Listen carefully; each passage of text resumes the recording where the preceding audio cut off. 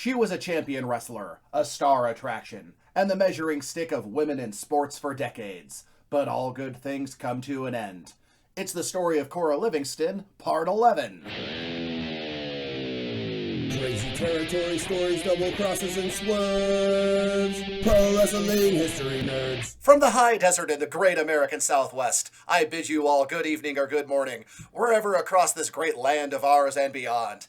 This is Nick Gossert, and that introduction is just for my co-host, Heidi Howitzer. How the heck are ya? Oh, I'm great. I didn't know we were doing a coast to coast episode, but fuck it, we ball. I'm here for it. Let's talk about Cora Livingston and her relation to the great unknown, aliens. That is, in my heart, we're always doing coast to coast. It just happens to be about wrestling. Art Bell, a great broadcaster, a great American, a great citizen of the earth, Coast to Coast AM, one of our favorites. So, of course, had to go with an intro to that, just for us, despite us trying to connect with you, the listener. Why do we do We're these? only connecting with each other. Let's call it Art Bell to Bell. All right, sorry. That's all I got. Welcome back to Pro Wrestling History Nerds. This is Cora Livingston, Part 11. And yes, Part 11 implies there is Parts 1 through 10. So if this is your first stop here on the Hippodrome Express, if this is your first visit to our show, maybe go, hey, I should maybe start back at Part 1, find out who Cora is, who she was, what made her her, what made her career so important and so amazing. So by the time you get here, it all makes sense. But I'm not going to tell you to hit stop if you don't want to. By all means, jump on in. See if it makes any sense. Maybe you know pro wrestling history a little bit, so you'll know some of the names, places, and situations, and just enjoy the sounds of our voices and the tales we tell. Yes, the beautiful dulcet tones of Nick Gossert and Heidi Howitzer. And before we jump into it, I do want to give my standard disclaimer, which is that I am doing the best I can with the material that I am finding. Truly, I did not expect this to be such a long series. Cora Livingston, when you find out about her in kind of survey history books about old-time wrestling, usually she's a page and a half. She's a mention in somebody else's biography by saying, oh, there was a woman wrestling champion in the early 1900s named Cora Livingston. And that's typically about it. And I wanted to find out more. I wanted to flesh out her story. And I assumed I'd find enough for maybe 2 or 3 episodes. But gosh darn it, here we are rocketing into Part 11. And sometimes there are still gaps. Sometimes there is still bad information that was gotten from the press, decontextualized, retold as a different story later on. So sometimes you'll say, hey Nick, what happened to this rematch with Laura Bennett that is in her Wikipedia? And, it looks like it probably didn't happen. It was just the story of her first match, kind of told later on in life, misreported by sports writers down the road, and everybody of the same match told twice. Memory is a funny thing. There are also gaps in her history because she was primarily working vaudeville and burlesque houses. So when the sports paper would cover her, sometimes you get a crazy feud and then no reporting on the blow-off because a reporter didn't go to the burlesque house that night, didn't go see any vaudeville, maybe a baseball game came up, who knows? So there is unfortunately missing information. So I do my best to compile it, correlate it, and It's a good one, guys. And make a coherent narrative with the themes that I feel are implied. Again, the historian is always a storyteller, but I do my best to contextualize the gaps in the information. So moving into 1925, one thing, it's a story that doesn't involve Cora, but it was such a big change in the pro wrestling world that I do want to include it just in passing. On January 8th, 1925, Big Wayne Munn versus Ed the Strangler Lewis. Ed Lewis was the kingpin of pro wrestling at the time. He was the champion and had been for so long that he was getting very stale. So they brought in Wayne Munn, a man who could not wrestle to save his life, but Sandow saw a star. He was a giant of a man, a war hero, even though he didn't do too much heroic, but hey, going to World War I is heroic unto itself. He was And a he was really tall. he was really tall, and he was a former football star in the Midwest, which made him akin to a god.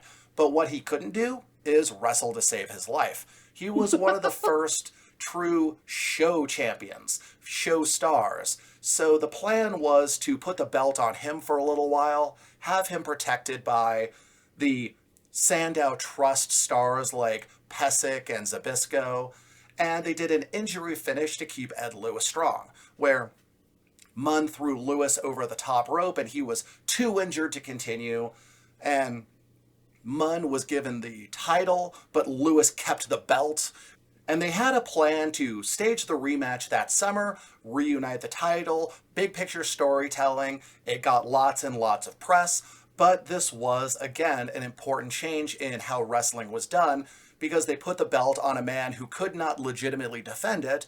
Wrestling has been predetermined for a very long time, but you still needed to be able to handle yourself as a shooter just in case. This is the first time where a showbiz champ existed. So kind of an important timestamp in wrestling as a whole. You hear that, guys? The beginning of the sports entertainer. Exactly. From the Indianapolis Times, January 21st, 1925, Cora pinched. Boston, January 21st. Cora Livingston, big and strong enough to win considerable prominence a few years ago as the champion wrestler of her sex, is just a woman with a woman's frailties after all. What? Oh my goodness. Okay. What a terrible headline. I hate it so much, but please proceed. While municipal court attaches and spectators stared their amazement Tuesday, Cora was arraigned on a charge of stealing a lipstick from a department store counter. The woman wrestler denied the charge. The case was adjourned until January 30th. Cora's husband supplied bail. So, Cora got arrested. The Roanoke Times claimed, quote, the woman wrestler offered no resistance when picked up by a store detective, and that bail was $50, which seems excessive for those days, almost $900 today. So yeah, she was arrested for shoplifting. A tube of lipstick. And I also want to point out that back in those days, a store detective could come and arrest you. So that's like the loss prevention guy at Target coming to your house and arresting you for shoplifting. Like that's But I like to think he was in a trench coat and a funny hat. from the Boston Globe on January 28th, 1925. Cora Livingston convinces court, cleared in case involving lipstick and hat. The official charges of stealing a fur hat and a lipstick, quote, Cora said that on the day the agent claimed the hat was stolen, she was in her husband's office all afternoon. He is Paul Bowser. She said she was arranging tickets in racks for sale. Several witnesses corroborated her testimony. Judge Murray found her not guilty. As the article stated, quote, that made things all Jake again. All Jake. So now I do have the curiosity. Did she really get misidentified as a shoplifter and she was really at the office sorting tickets for sale? Or did everybody pitch in to cover up a weirdo deciding to start shoplifting at a strange age? Yeah, that's questionable all around. And we haven't had any all nefarious behavior by Cora prior to this has all been within the ring. Yeah, so I'm very curious if maybe she was a lifelong shoplifter. Maybe she decided. Maybe she was just really good at it. Yeah, maybe she had a supplemental career as a shoplifter this whole time, and this is the first time she got caught, learned a life lesson, who can say? But an interesting story to find nonetheless. And another woman wrestler was arrested on March 23rd, 1925, according to the Boston Globe, the following day. Wrestler Catherine Bobby Miller, who was a former mainstay at the Howard, was arrested for stealing the coin box of a telephone at the train station. Which is way more of like a heist than shoplifting. I'm thinking, what an amazing thing to, like, did she just walk over and pry it off, throw it in her old-timey car and drive away? Yes, I like to think that's exactly what happened. Clearly not to any success, but very exciting nonetheless. Also one of those things where you're like, if you go to the trouble of this, I feel like you've done this before. Yes, that's not a first time crime type of thing. But I mean, I have to admit, like, probably during this era, crime kind of had to be a secondary job for a lot of carnies. Yes, and it was so, not that I ever fantasize about going to the past and committing crimes, but it seems like it was very easy to get away with a lot unless you were just engaging in silly goosery. Yeah, I feel like I'm not tooting my own horn here, but I feel if I had a time machine, I could be an amazing criminal in the year 1925. Yeah, I am so good at talking my way out of things and bullshitting. Oh my God. And I'm very charming. I would be so good at high crime. If anyone out there has a time machine, let us know. We need to test these theories of ours. Hell yeah. From the Boston Globe, April 9th, 1925, announcing that Big Wayne Munn, now the heavyweight champion of the world, would be on hand at the Howard to hype his match against Alex London the following week at the arena. Cora was advertised versus Eva Lamar, along with Stasiak versus Charles O'Donnell. So yeah, we have the Wayne Munn being toured around. Like, the way I always think of Wayne Munn is like how the new Captain America was presented in the early episodes of Falcon and Winter Soldier, where it's just like he's put on this like press tour and being shown off as being this amazing superstar. At one point, I think it was Harvard actually offered Wayne Munn a position as a shoot wrestling coach. They had everybody convinced to that level. So they were doing amazing with this. This was like the work of all works. It was the PR accomplishment of the wrestling business. I mean, it really A was. real coup, if you will. And it lasted pretty well up until April 15th, 1925, when Munn was supposed to defend his belt against trust policeman Stanislaus Zabisco. Zabisco being an amazing star who went from the 1800s all the way up until the 1920s, 1930s. And So did Zabisco go into business for himself? not necessarily just for himself. So Stanislaus Zabisco resented having to put over people he could shoot beat left and right. He apparently had a good offer from the Stetcher company to shoot on Big Wayne Munn, take the belt, and bring it over to drop it to Joe Stetcher.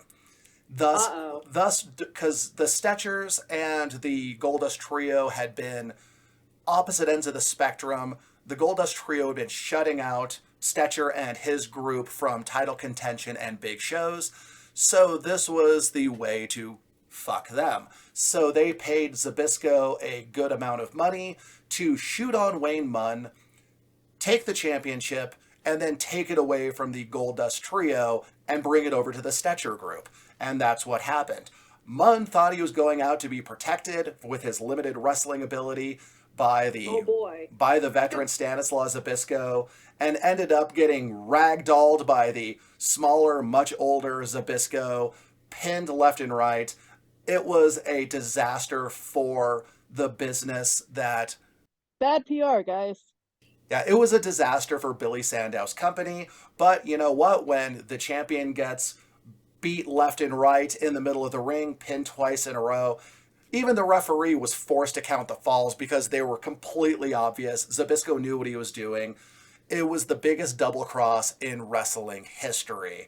And that brought a big change in the power dynamic of wrestling because now all the power went from Sandow and Lewis over to Stetcher. I mean, they were all still big business, but you could no longer say, this guy's the champion, pointing to Ed Lewis. The big unification where Ed Lewis had the belt, but Munn was the champion rematch. They actually did go through with it, but it meant nothing, and it was not a hit. So again, just another big change in the wrestling world at this time. Makes sense. I would expect a transfer of power as well in that kind of scenario.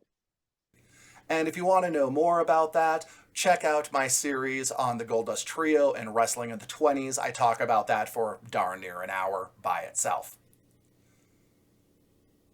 From the Boston Globe on May 27th, 1925, Cora wrestled Evelyn Morse in the main event of a fundraiser for Carl Wallinger, an old-time actor who was in the hospital. So, Always nice to see that there is a easy landing pad for people in show business, which includes charity from your fellow performers who band together to pay 1/10 of your hospital bill.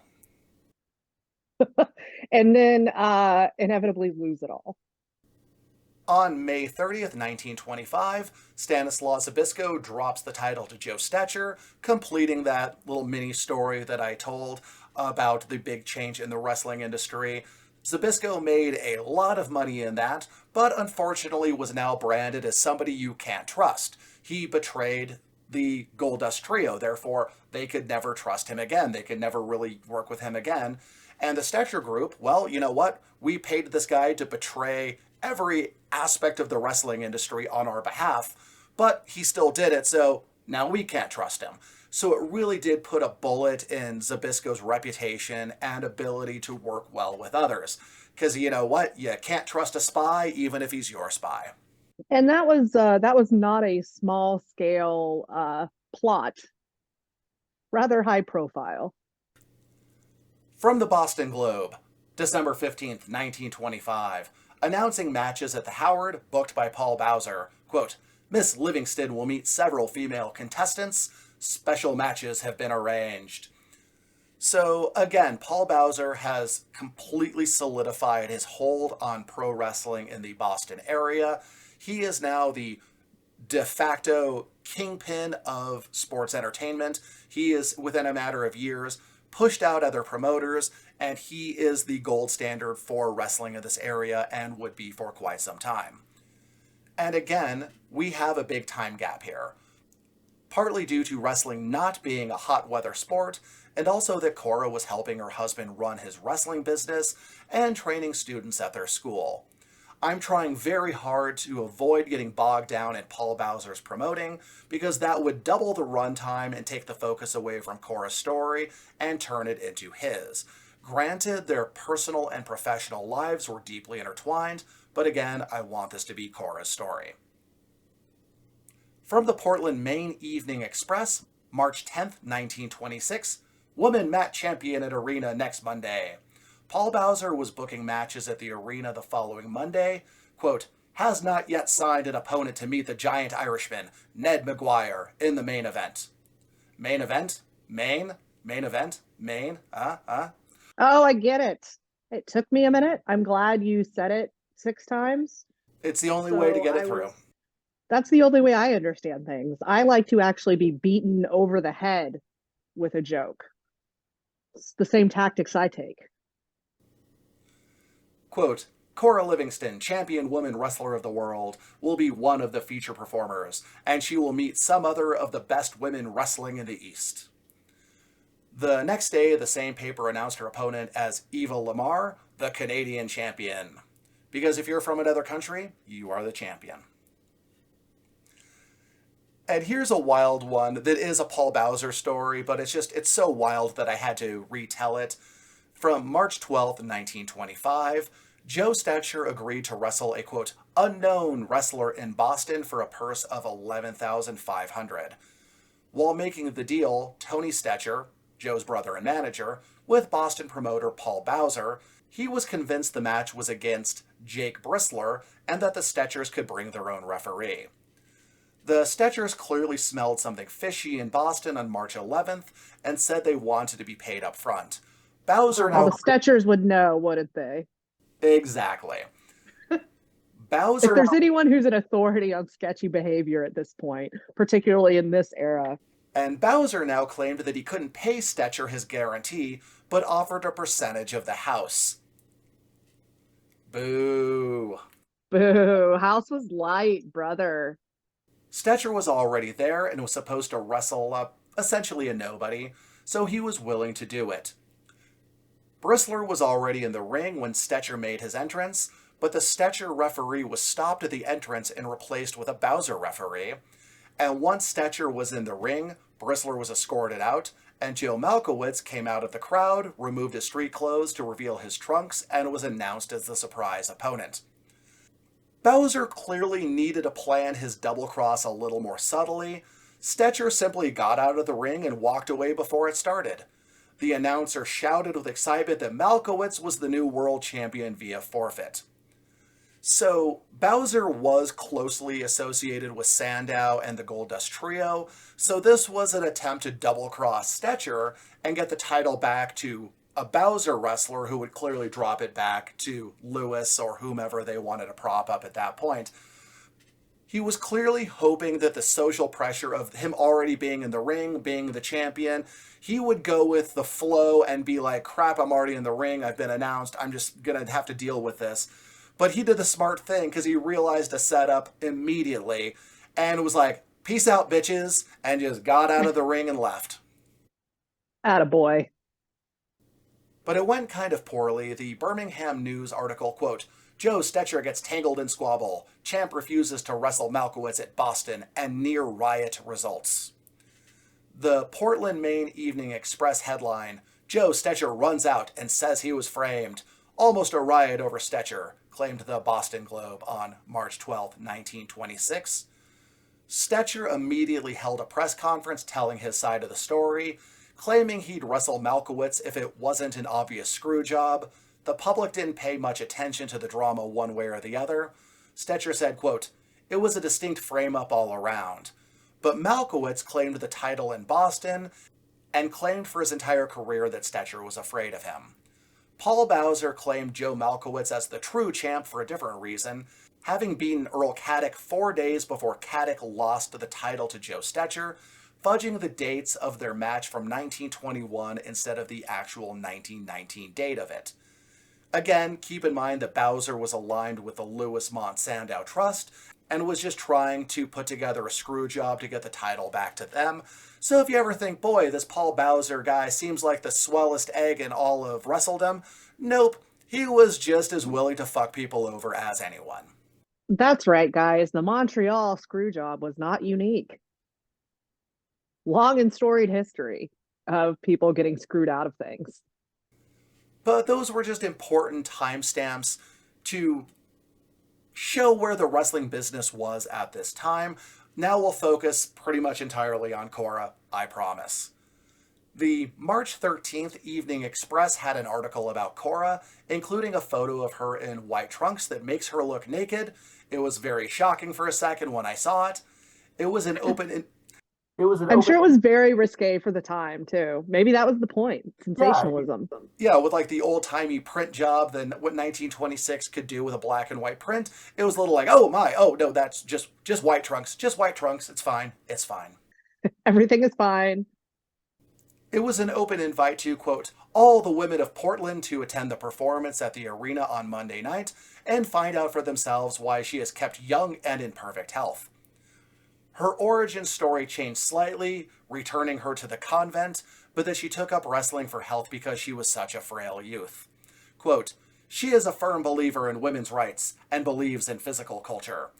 She suggests walking, fresh air, and drinking plenty of water, and you know what? You can't go wrong there. That's actually really solid advice, especially at the time. I mean, for any listeners who are like, I need to do something to change my health for the better. Do you have to change everything? Do you have to start going to the gym every day? I mean, that'd be cool, right? But no, just start walking and drinking lots of water. Yeah, and in those days, I'm surprised it didn't also involve 4 medicinal tonics and radium. I was going to say cocaine, but yeah, that too. Good thing that cocaine has never been an active source of problems in the wrestling industry. Yeah, that. On the 15th, they described her opponent, Ava Lamar, as having wrestled for 5 years, trained by her brother. She was a great basketball player while in high school and could run 100 yards faster than any other girl in her class. Her hobbies include horseback riding and coasting.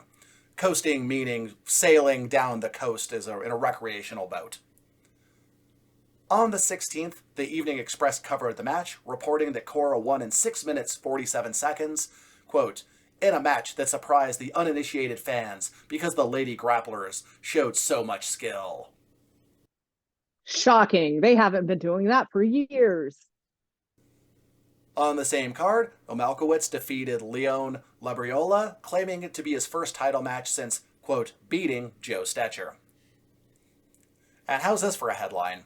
The evening press announced her on April 15th, 1926, as facing Edna Molkovich, quote, whom Doc Alamy of the Boston Post says is the most perfect woman athlete in captivity. Sorry for the decibel increase for all of our listeners. That just is this like a traveling circus type thing? Do you keep her between bars, behind bars? There we go. Uh, I need to know more. There's Yeah, a lot to unpack here, yeah, my or mental uncage. Yeah, my mental image is they bring out a cage and it's like they're trying to coax like a lion or a gorilla out, where everybody's standing around trying to get like the long pole with a hoop around her neck to get her out. It's just You know the clip of Miss Piggy from the Muppets. I guess like that was redundant. Who doesn't know Miss Piggy is from the Muppets? Anyway, like behind the prison bars, like yelling and slowly pulling them apart. Like that's the visual I get. yeah, her And then opponent she like, comes oh out and God. yeah, then she squeezes out and throws someone in a hammerlock. It's definitely not as cool as what we're imagining, but I wish it were. Alas. Portland, Maine, Evening Express, April 21st, 1926. Advertising a card at the arena the following night, including Cora Livingston versus Edna Molkovich, the young Polish woman. Quote, Referee Burbank, who is the official arbiter at most of the big shows in Boston, will also referee the matches at the arena, and during the progress of the bouts, he will explain all the holds to the fans. So, traveling ref and in-ring commentary. I hope he got a double pay for that one. It's a lot. Yeah, I'm just thinking like, so the referee has to be refereeing the match and is also explaining what's happening to the crowd. His But yeah, ability, is this like a Booker T situation? Whatever his multitasking skills involve, kudos to him. I hope he got paid properly. I was probably didn't. The accompanied photo was Cora still wearing her belt. You hear that, Virginia Mercero? Just saying. From the April 23rd, 1926 Evening Post, Cora beat Edna Molkovich, the big Polish girl, in 10 minutes and 32 seconds the night before. Stasiak won 2 out of 3 against Alex London, and the press speculated that the win would put Stasiak against Ed Lewis. And this is something I think I mentioned it last time, but it's so important to think of Cora's career in its longevity. She started out in the Gotch, Hackenschmidt, McLeod, Jenkins era. She was active during that kind of weird dead spot post-Gotch retirement, and now she's still active in the Goldust Tria era. So she is just walking across generations of wrestling stardom with this very long career that is just so atypical of the wrestling business as a whole, let alone of this era. Yeah, you don't see that, especially with women's wrestling. Japan would be the exception, and even then, a large portion of the women they start so young. I mean, they can happily retire with having long, fantastic careers before they're 30. But you'll see some of the workers continue to again span decades, generations. But no, really pretty out of the ordinary. I think the only I'm sure I'm neglecting someone, but like if you were to think of like a WWE or big promotion over here in the States, maybe Natalia would be like the closest you'd get to someone like that. Exactly. Yeah, it's very rare, but it's amazing when you see it happen, whether it's the person's charisma, their in-ring skill, their just capacity to not get injured or turn into human disasters. Sometimes the greatest way for sustained careers in stardom is just simply don't get hurt or start smelling your keys too much. Nice throwback to our earlier commentary. December 1926, she was advertised back at the Howard, surprise, surprise, along with Stanley Stasiak, the Polish Lion, and Ned Maguire, the Irish champion, along with the Laughin' Through Company, headed by dancing star Peaches, the Monte Carlo Jazz Band, and vaudeville and picture shows to complete the night. Always something doing. 1 to 11. Pottsville, Pennsylvania Republican and Herald, Champion Cave Woman. Chicago will soon see Virginia Mercereau, world middleweight champ girl wrestler, do her stuff. She is at present training at Kid Howard's gym, Chicago. Miss Mercereau grappled the title from Cora Livingston of Boston. She is shown wrestling with Ed Herman, a contender for the middleweight crown. The photo Oh, a little intergender action here. The photo shows Virginia in a staged wrestling photo with her in standing position working to pin Ed Herman. So, intergender wrestling was starting to be more and more of a thing. Virginia Mercereau, a lot of her career was intergendered wrestling. So, yes, it's not a new thing, it's not a new shocking thing. Dudes on Twitter, calm the fuck down. I was just about to ask, so what year is this, Nick? 1927. 1927. So in 1927, intergender wrestling was, while somewhat of a spectacle, still accepted. But now it's a problem, guys. It's a brand new thing. No one's ever done it. And it was again at the Howard in April, according to the April 12th, 1927 Boston Globe. This one stood out because another woman wrestler, Kitty Grant, was in the listing of wrestlers on the bill. So this is the first time I would see an ad for the Howard where they would just list the stars, not matches. And another woman wrestler was in the mix as well. It wasn't Kitty Grant being the opponent of Cora Livingston. It was Kitty Grant kind of standing on her own two wrestling boots as a featured performer at the Howard. So I thought that was interesting to kind of see how the times they were a-changing. But one person, the times were changing in a way she did not like or expect. The San Francisco Examiner on May 8th, 1927, an article about Virginia Mercereau lamenting how wrestling is no longer popular in the area and how, quote, the situation is particularly trying for women wrestlers. It has been proven impossible to match female and male wrestlers in athletic contests. Perhaps this is because of chivalry, possibly because no woman wrestler has ever been discovered who can stand a chance against any one of a dozen men wrestlers who are available. The article claims that the lack of challengers to her title makes her title meaningless. Quote, it would be possible, sporting authorities affirm, to place in the limited confines of a telephone booth all the women in America who could make any sort of showing in a wrestling match. She is unfavorably compared to Gene Tunney, who earns $1 million after winning the boxing championship, but poor Virginia barely making a fraction of that. Quote, the title is pleasing to her vanity, but where are the challengers who will make it mean something to Miss Mercereau's bank account? There was a lack of women wrestlers in the West, but also maybe nobody wanted to work with her because she was almost certainly a fraudulent champ. And That's what I was just about to say. Like, of all the people to be speaking out about this, she might not be the best one. Anyone else you had said, I've been like, okay, maybe this is valid. But yeah, not Virginia. And it wasn't just the fact she was a fraudulent champ. She was a fraudulent champ at the expense of Cora Livingston. Cora Livingston, who is married to Paul Bowser. Paul Bowser being a tight ally of Sandow, Mont, and Lewis. So these are all people that if you are trying to advance in the wrestling business, you don't want those people thinking you're an asshole. So I have a feeling in my gut that a lot of people didn't want to work with Virginia Mercereau because then you are acknowledging her as the actual champion. You are working with somebody who, as far as optics are concerned, has fucked over a close ally of the Goldust Trio. So yeah, if you are a young wrestler trying to make a name for yourself, that's not the way to do it, and I feel like a lot of people avoided her because of that. Because Networking, guys. Don't burn bridges. Yeah, so if she's in LA, for example, Lou Darrow was a close associate of Lewis and Mont. So you have a hard time really breaking in and having these big matches if you have some heat on you, brother. And nothing has changed. Don't be a dumbass. From the Boston Globe, December 19th, 1927, Joe Komar, the Lithuanian Tiger, will meet all comers. Cora Livingston will meet Miss Hazel Kennard of Somerville, who has trained hard for the bout and believes she can give the champion a real battle. So Hazel Kennard, having wrestled Cora God only knows how many times, is now ready to give her a real battle.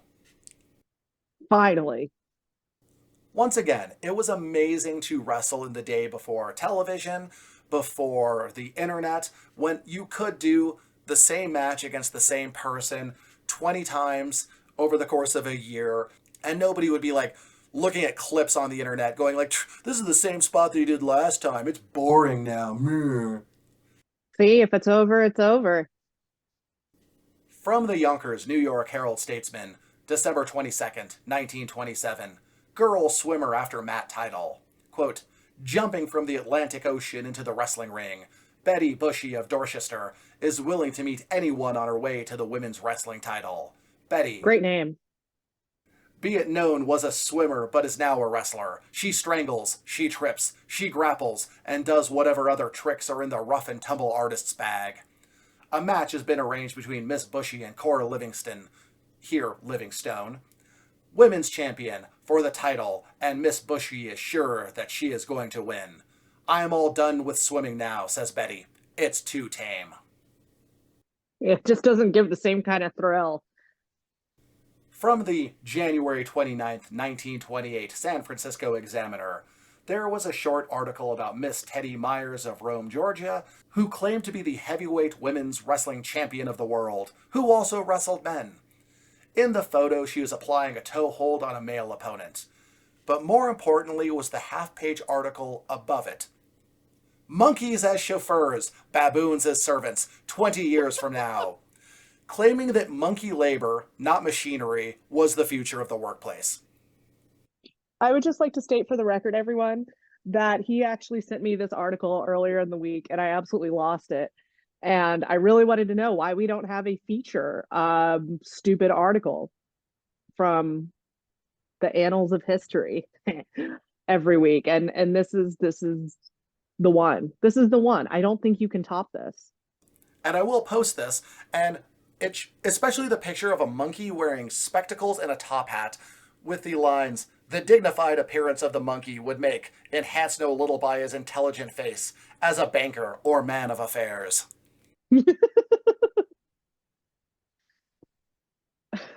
We touch on all the important aspects of history. There was an advertisement in the Boston Globe on March 3rd, 1928 for the Howard. Wrestling champions, including Joe Bull Comar, Charlie Henson, and Cora Livingston.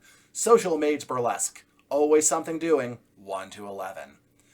And at this point, I went on a side quest. I had to. I'm surprised I didn't do this earlier. I did a little research on the Howard Athenaeum, aka the Old Howard Theater. The site was originally a Millerite temple established in 1843. The Millerites were an apocalyptic sect that believed the second coming of Jesus would occur in 1844, as claimed by their prophet William Miller. But when the world failed to end, Miller's followers left the temple and went back to their lives feeling like a real bunch of silly geese. It was rebuilt as a theater in 1845, but burned down almost immediately. In 1846, the granite Gothic-style Howard was built to hold 1,360 ticket buyers for seated shows.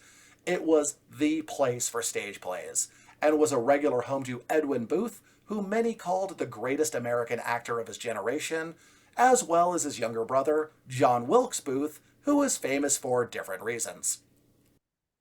Oh, wow. On May 4th, 1853, the Howard received some well-deserved negative attention. Sarah Parker Raymond, a black woman who was an abolitionist activist and lecturer, bought a ticket via the mail for the opera Don Pasquale, and refused to sit in the segregated area. She was dragged out and pushed down a flight of stairs. She sued and received a $500 settlement, which was a lot of money at that time, which did change a lot of the discrimination segregation policies. After the Civil War, most of the theater and opera crowd moved to the Boston Museum and the Boston Theater. So what do you do when you lose the class? You show your ass. Burlesque, comedy, wrestling, vaudeville, and anything else that would move tickets.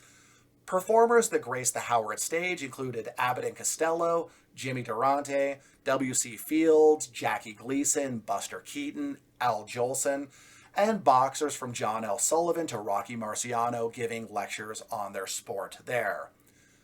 Striptease-style burlesque became the venue's claim to fame, with performers like Sally Rand, Ann Ocorio, Gypsy Rose Lee being regulars.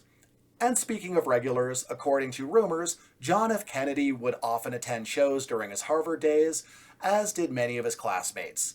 The Harvard class of 1937 made Ann Ocorio an honorary member. In the end, the theater was shut down by the city's vice squad. They shot footage which led to indecency charges, and the city of Boston did not renew the Howard's license in 1953. In 1960, an organization wanted to renovate the Howard to match its glory days and sought to raise $1.5 million to do so, but in a not suspicious at all bit of timing, there was a fire in the building before they could do this, and was torn down by the city, which was pushing for an urban renewal project that saw mass destruction of non-colonial historic buildings.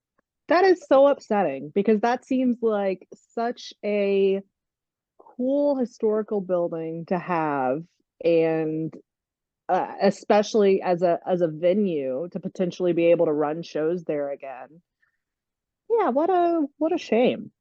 Yeah, and if you look up, and I do suggest everybody look up the old Howard Theater, take out your phone, check it out right now. Don't hit pause, listen to my voice, and look at what a beautiful building this was. It was a granite stone Gothic building. I mean, it's absolutely gorgeous, and it appears to have just been gutted by fire for the sake of tearing it down and building who knows what.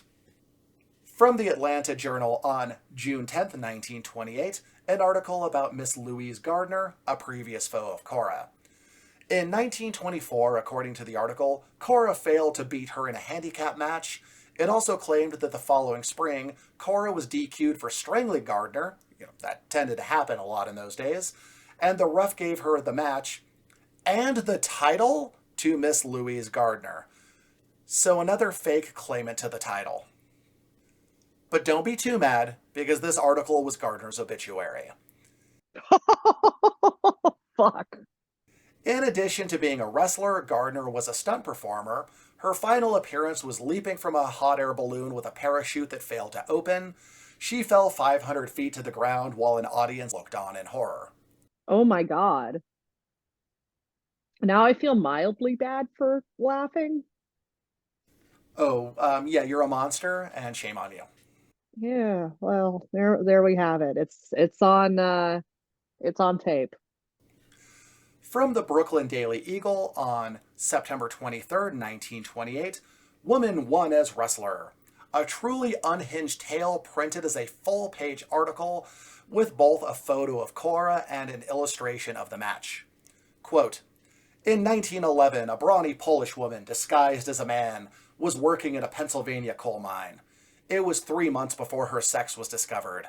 During that time, she had engaged in a number of free-for-all fights and had come out of all of them as well as her male antagonists.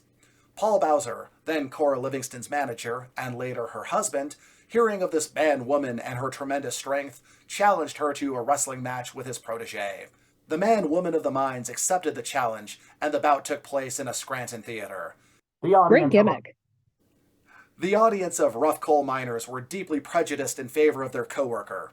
The booing and catcalling that greeted Cora's appearance on the stage were enough to unnerve most women, but she sat down in the chair placed for her and smiled bravely at the hostile spectators. Then out upon the stage stalked one of their own kind, the man-woman of the mines. For a moment, absolute silence rested upon the little theater. Then, as the woman bowed and sat down, the low-vaulted roof of the theater echoed and re-echoed with the miners' shouted yells of encouragement. The referee called both girls to the center of the mat and spoke briefly with them. Then, in a loud voice, he stated the conditions of the match. No one understood, but that didn't matter. He finished his speech and signaled them to their corners. The gong sounded. The two women faced each other. Cora Livingston, 120 pounds, and the man-woman, 180 pounds.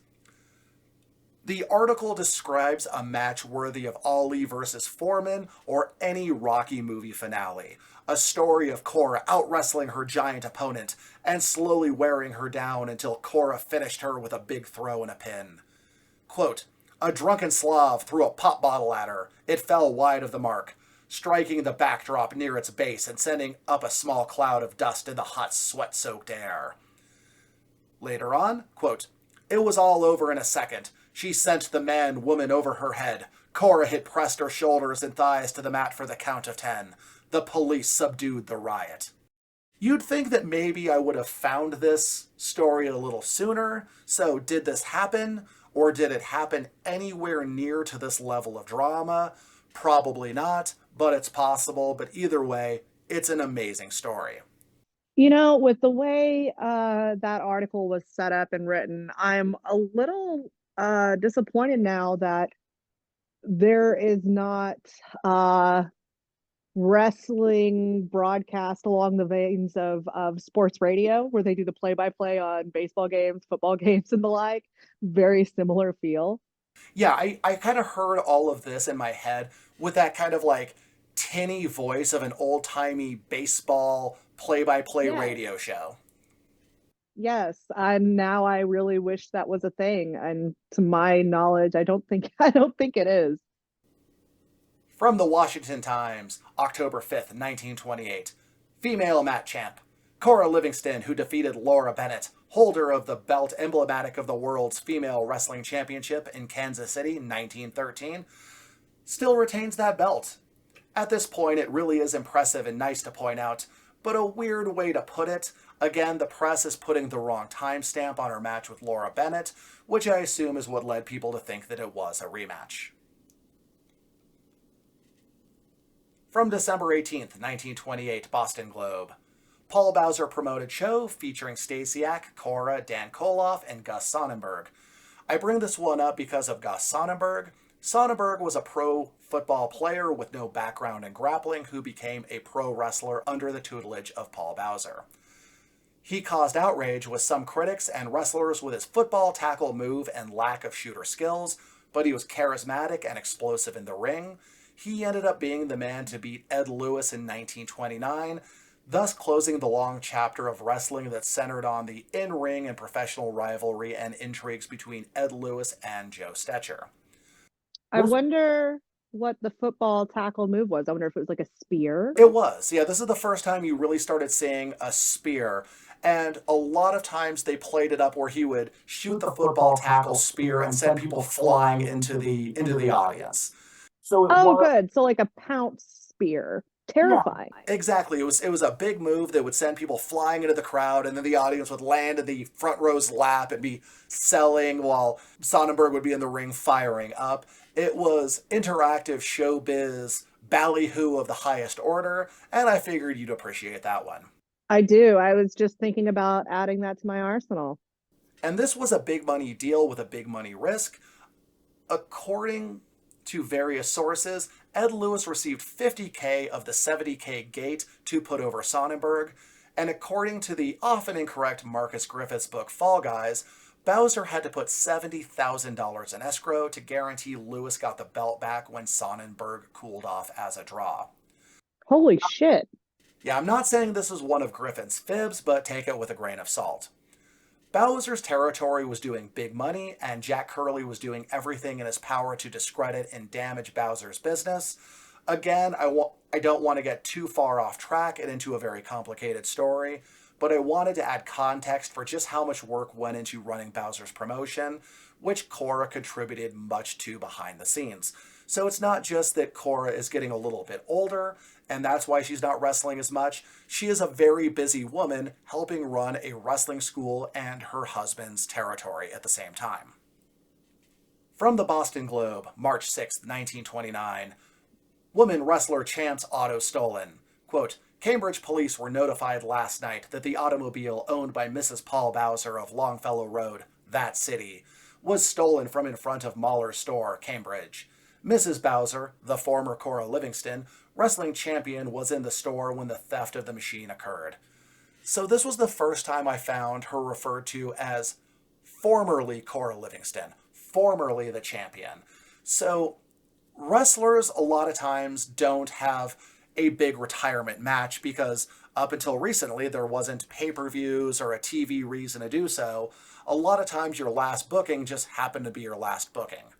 And sometimes you're gone for so long that people just assume you're gone forever. And I feel like that was starting to pop up at this time.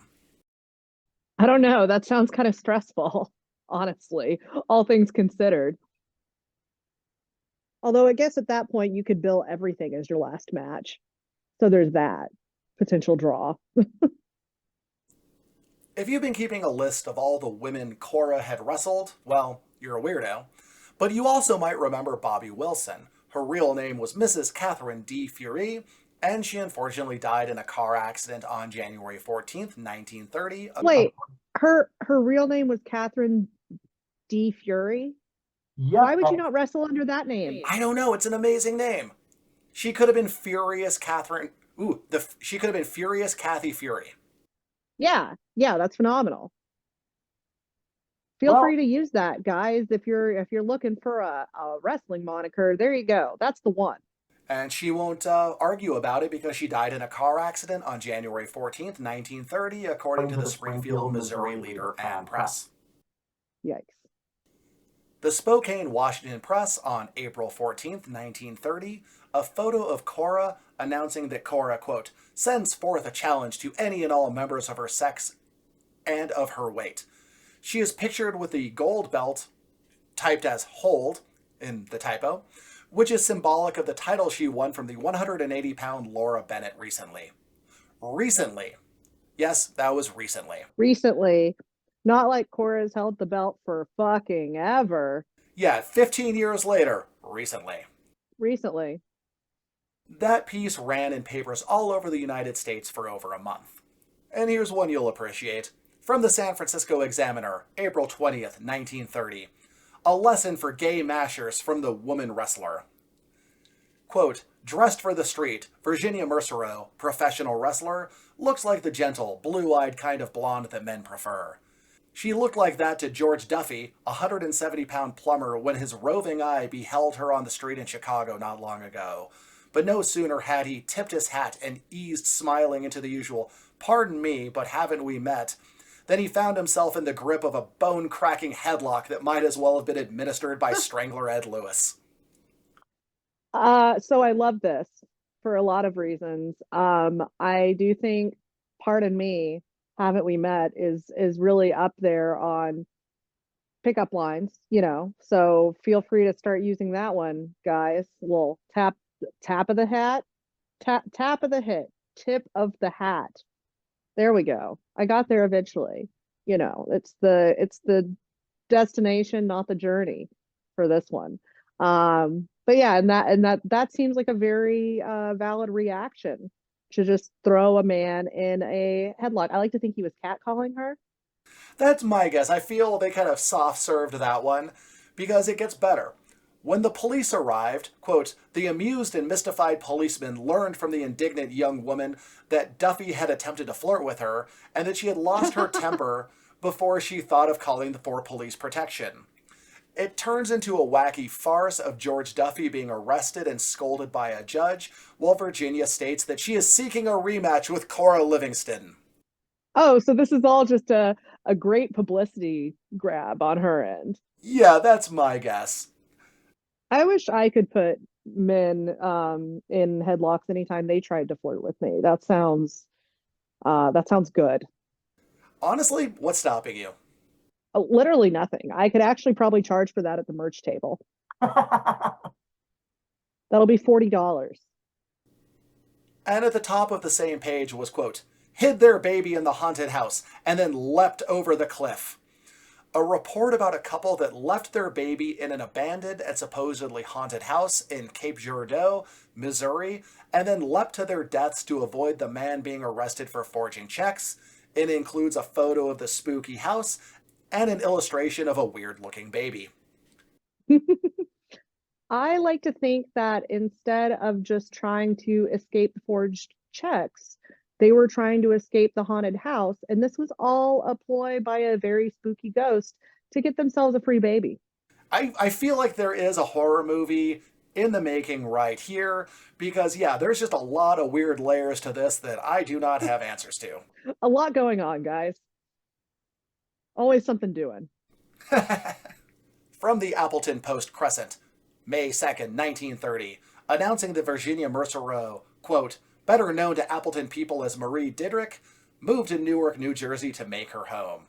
She laments that she didn't take off as a huge star in women's wrestling, that many vaudeville stages wouldn't allow intergender matches, and then, quote, Miss Mercereau took to the stage via a musical route, playing an accordion, but that has failed to appeal to her, and it's all off from now on. She plays... So I love, real quick, sorry to interject. I love that no matter what, this woman has managed to keep herself in the press time after time after time, no matter what the circumstance. Oh, yeah, no, she was great at getting press in her hometown and that one from out west. And it also kind of breaks your heart to find out her accordion career didn't exactly take off. Quote, she played several well-known circuits for a few years and now has decided to abandon the effort. Miss Mercereau was accordion soloist at the Elks Club bowling banquet Tuesday evening and was one of the features on the program. Oh, how the mighty have fallen. She should have worked that into her wrestling career, really. From May 29th, 1931, Madison, Wisconsin Capital Times, an article about the boom-bust nature of wrestling. Quote, wrestling comes and goes. Revivals, even greater than the current upturn, have been seen in the past, and each chapter ends with a note of disgust. Wrestling prosperity will last just so long. Eventually, the wrestlers slay themselves by their own cleverness. When things reach the stage of being too good, such as the Gotch Hackenschmidt match in Chicago 20 years ago, a match that grossed a gate of $94,000, wrestling falls into a swift decline. Quote, repetition of stunts within each of the big leagues soon palls upon the paying clientele. Even the most avid action loses its charm when tinged by the suspicion that has been rehearsed. Years ago, when Paul Bowser, the big shot of New England wrestling, was getting his start in Boston, he was the hero of a vaudeville wrestling show in which the gladiator offered to throw anybody in the house. Sometimes a woman would come up out of the audience and do battle with him. The action was spirited and all that, the lady giving the gentleman all he could do to master her, but after the customers learned that Cora Livingston, the wrestlerette, was Mrs. Paul Bowser, enthusiasm for the skit lost much of its savor. Wrestlerettes, bringing that one back. Yeah, I do love, again, this is what I always love pointing this out to the people used to think it was real crowd, that people were seeing through wrestling's bullshit. Very early. Very early. I mean, this is not even a new turn of events right here. I have articles going back to the 1870s saying, what are you idiots doing? Don't bet on wrestling. I do love that the press had no problems calling out obvious fake wrestling. Yeah, so again, like Nick just stated, this is not a new thing. So it's funny to have people still, I mean, if someone finds out you're a wrestling fan or they find out you're a wrestler, you know, the first thing they always ask is, well, isn't that fake? Yeah, no shit. But is it still entertaining? Movies are fake, you know, but it doesn't really make things lose their appeal. I was once kicked out of a Shakespeare play for pointing out that the actor was not the real Prince of Denmark. Like, his name's not even Hamlet. It's Steve. I heard him talking out back. The audacity. How dare you pull back the curtain like that? Kayfabe. From the Philadelphia Inquirer, August 18th, 1931, in News of the World, Told in Pictures, there was a photo of Cora with Cora Livingston of Cambridge, Massachusetts, who is contesting the claims of Mademoiselle Porter of France and Signorina Zambelli of Italy to the Women's Championship of the World. The Pittsburgh Post-Gazette on August 19th, 1931 claimed that Zambelli and Porter fought to a draw recently, and Cora challenges either to a fight. So we now are getting into the maybe she's a bit of a has-been, maybe she's just too busy, maybe she's just trying to stay in the headlines, but calling out the younger women wrestlers who are making their mark on things, and every time they have their moment, she has to interject by pointing out she's still the champion and challenges either of them to a match that will probably not materialize. So the usual. at this point in time. From the Tampa Tribune on March 13th, 1932, women shaking off weaker title, listing Cora along with numerous women champions of various sports, discussing how today's woman is, quote, capable of making up her own mind. She knows what she wants and goes right ahead and gets it. There is also a discussion of whether married women should be allowed to hold jobs during the Depression, but, quote, it is very unlikely that they can do anything about it. That's right, the Great Depression had come upon the US and the world following the 1929 Black Thursday stock market crash. So we have now gone into the Great Depression from where we started in part one. It just shows again just how long this woman's imprint on the business lasted. From March 22nd, 1932, a short piece about Skeets Gordon, who, quote, wrestled Cora Livingston once. Skeets was just a kid, but a good wrestler. And when he went into the ring with her, he was a little timid about taking a hold of a lady.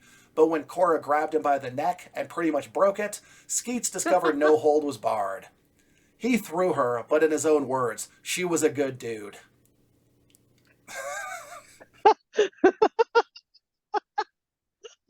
I'm glad that could have been ripped from an article now in 2024. And if anyone was wondering, you do still run into the same reservations with intergender wrestling these days. Men will frequently be afraid to lay anything in until you rough them up a little. From the June 21st, 1932, the Missoulian, reporting that on an upcoming card, Betty Bushy will be wrestling Cyclone Tommy Thomas. You may remember Betty as the swimmer turned wrestler. The article claims that Cora and Betty went to a 15-round draw, as though that was a thing in wrestling. It also claimed that... I'm so glad it is not. Yeah, 15 rounds. Like, what? Did they think it was boxing? I feel like somebody didn't ask at least one other person before writing that down. I would tap so many times just to get that thing over with. I would throw myself over the ropes out of the ring, and I am not physically capable of that. It also claimed that Cora retired and left Betty the championship, as though that were a thing as well. So, of all the weirdest title changes that weren't actual title changes, this may be my favorite, claiming that Cora retired and gifted Betty as a retirement present from herself, like it was willed to Betty. Yeah, totally a thing that happens. Maybe it's like a wedding where Cora retires and then like turns her back on the crowd and throws the title belt like behind her over her head, and whoever catches it is the new champion. Yeah, and Betty's the one that caught it. That seems a little bit like risky business if it's as durable as most titles are. From the Akron Beacon Journal, August 9th, 1932. Paul Bowser was given a banquet reception attended by the governor of Massachusetts. The article reminisces about the days when Bowser and Cora, quote, toured the kerosene circuit with a carnival athletic troupe. Many a summer evening not so many years ago, they both wrestled opponents on Main Street. The kerosene circuit, I of course had to look this up, meant a run of low-budget one-night stands in small towns and bad venues. It meant that the places were so podunk that they still used kerosene to light the place after dark. So, saying you ran the kerosene circuit was not exactly high praise upon yourself. It meant that, yes, you are on tour, yes, you are in show business, but you are working the dive bars and the shit shows. Hell yeah, you're working the shindies, brother. From the October 8th, 1932, woman to be shown on mat. Quote, Cora Livingston, because of course it's a typo, famous woman wrestler, will make her first appearance in Albany Monday night. This is assured when Merle Christensen, local matchmaker, completed negotiations for the appearance of the Montana Girl, who has been putting on sensational shows all over the country. She is booked for a match here with Charles Murphy of Corvallis. She is on tour on the coast en route the south.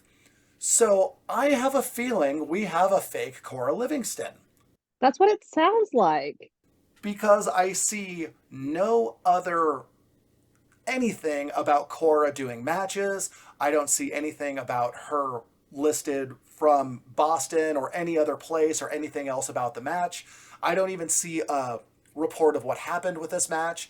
So I have a feeling that this promoter either booked the wrong person or booked a fake and then had to pull the plug on things or change things around. Because, yeah, claiming that Cora is a Montana girl who's been putting on sensational shows lately and is coming on from a big tour from the South. It's like, nope, that's not what Cora was doing. None of these things line up. None of this checks out. So, again, I know the fake name or calling somebody like Young Hackenschmidt or Young Jenkins, there was always the play on the name ripoff. That goes all the way up to advertising somebody as Ultimate the Warrior for like shit shows in the 90s. Like that was a The real one. Ultimate Warrior. Yeah, they were doing things like that. Shocking news, wrestling is not the most ethical business on earth, but I do kind of wonder if the promoter got swindled on his end where a fake Cora Livingston was offering him a booking, or it just like happened to be somebody with a same name. It could have been like Laura Livingstone or something like that, and he misread it and got real excited. Who knows? Laurel Livingstone. Yeah. It's like, hi, this is Laura Livingston. Cora Livingston? Awesome! Don't mind if I do. Exactly. Waterbury Democrat, November 1st, 1932. Quote, Cora Livingston, wife of Paul Bowser, the big wrestling man from Boston, was once a wrestler herself. As a burlesque queen, she challenged all comers of her sex. So this is the first time I find her career definitively listed as past tense. So, yeah, again, like I said, your last match is your last match, not necessarily a big retirement match. Sometimes you just fade away. Sometimes you say you're still active, but you're busy helping your husband run one of the biggest wrestling markets in the country, and you get a little too busy to double fist wrestling and business, especially when she is most likely 45 years old at this point. So, yeah, as a 45-year-old myself, I can tell you, your energy becomes a lot more limited. Your ability to multitask and focus on different projects. As a Definitely 34-year-old wrestling, my body feels like trash and I want to die half the time. So I can only imagine. Especially since she has been active since she was 18 years old, had more matches a week than most people had in a year. So, yes, she is entitled to taking it a little bit easy as she enters her 40s. So, yes, I could definitely see why, you know what, she doesn't need to go out and have matches. Maybe she was looking for the right person to drop the belt to. Maybe she intended on wrestling more once things settle down. Who can say? Don't have any direct information on it. These are my inferences based on what I assume. And honestly, with the wrestling business, you're never really out. I say that. If you can manage to separate yourself entirely from wrestling at the end of your career, whether that's as a wrestler, a manager, a promoter, production, Godspeed. From the Lynn, Massachusetts Daily Item, December 15th, 1932, announcing the upcoming match between Babe LaForme and Dot McGuire, both of whom have challenged Cora Livingston, and quote, this match will go a long way towards eliminating one from the proposed match. So we're now in that weird little phase where Cora is in the picture, but she's not in the picture, but she's still kind of like the gold standard because she is technically the champion. So you have women fighting to become the number one contender to a title that Cora doesn't even seem to be defending at this point. Yeah, she's retained her relevancy very well, all things considered. And then this one's just a fun, again, it's just a weird little window into wrestling in this time. From the Indiana Palladium Item, January 2nd, 1933, horseplay among wrestlers is ruled out by General Clinton. Quote, no more roughhouse or burlesque wrestling goes in Chicago. No longer will the big, hairy-chested mammoths of the mat be allowed to toss each other out of the ring, exchange bites, slug with each other, and indulge in other monkey business to the huge delight of the spectators. In the future, wrestlers must wrestle, or be fined, suspended, or both. These fellows go through the same act all over the country. In some places, the referees are part of the act, but in Illinois, they are representatives of the state and must uphold the dignity. Chicago had a long history of banning and regulating wrestling and boxing, and not without good reason. Wrestling was temporarily banned in April of that year after the Joe Savoldi-Jim Londos match resulted in Savoldi winning the match, but not the title from Londos, despite it being advertised as a title match. The city allowed wrestling to continue, but only if matches are properly advertised as exhibitions or proper contests under specific rules. Big, hairy mammoths of men, or was it big, hairy, meaty mammoths of men, or am I wishful thinking? What a fucking mouthful. Do you know how long I had to keep repeating that phrase in my head because I wanted to remember that to just make mention of that? That is absolutely absurd. And Chicago also kept having problems with wrestling because of betting scandals, betting scams, that kind of thing. People not getting the right bribe at the right time, so things would get shut down temporarily. A lot of scandal, a lot of collusion with state officials, a lot of money changing hands in unethical ways in the city of Chicago. Shocking news to nobody. If you listen to my series about Parson Davies, you'll hear a lot more about that. But this is the sort of thing I love, is this transitional period when wrestling was becoming more spectacle for the sake of moving tickets as opposed to a betting culture type of fixed sport. And things, of course, start getting wilder because they need to sell tickets, and that's how you do it. And you have these old stick in the muds coming out being like, tut tut, nobody should be having fun and enjoying themselves at a wrestling show. Imagine that. Imagine everyone just sitting on their hands the whole time in silence. I mean, I've been to shows where it's like that, but that's no fun for anyone. A lot of palms being greased, it sounds like. Yeah, I like in that descriptive, the guy was like, oh, all these awesome, cool things that make wrestling fun will not be allowed, despite them being, quote, to the huge delight of the spectators. It's literally footloose, but with fun wrestling as opposed to dancing. Terrible. Kevin Bacon isn't even in this. From the Portland, Maine Evening Express on February 2nd, 1933. Lewis not so hot as champ, beats McGill, Battle Royal furnishes most of program's laughs. A review of a bad wrestling show, which is quite often my favorite thing, where Ed Lewis looked, quote, old, fat, and slow, and that, quote, Lewis, billed as champion of the world by New York State Athletic Commission, looks about as much the part of champion as Cora Livingston. Which does make me say, what exactly are you trying to say there? Yeah. What the fuck? Yeah, I'm not sure what the dig is. It's clearly a dig. Were they commenting that Cora is old, an old washed up has-been? Is it just misogyny? Was Cora seen out and about with a few extra pounds around her middle? Either way, fuck you. All around, fuck you. The finish was described as, quote, Lewis brought a welcome end to the farce by pinning McGill again with some headlocks. But it seemed like the reporter did have fun and enjoyed himself. There was a four-person battle royal that brought, quote, the real and practically the only laughs of the night. Quote, a lot of humorous antics cropped out, and despite the fact that several incidents, including Mr. Beston's punch, looked too well practiced, this battle was the hit of the show.